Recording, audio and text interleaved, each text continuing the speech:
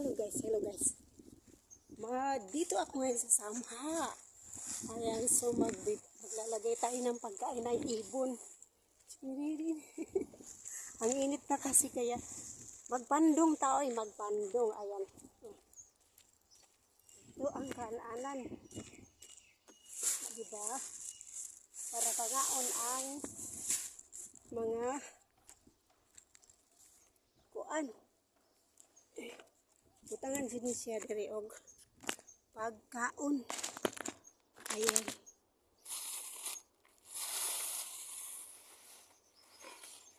Kay daghag langgam diri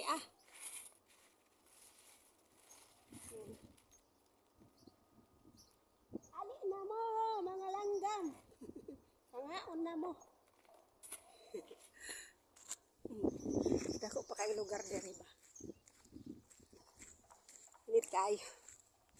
Para mangga. Buhay na to diri ba.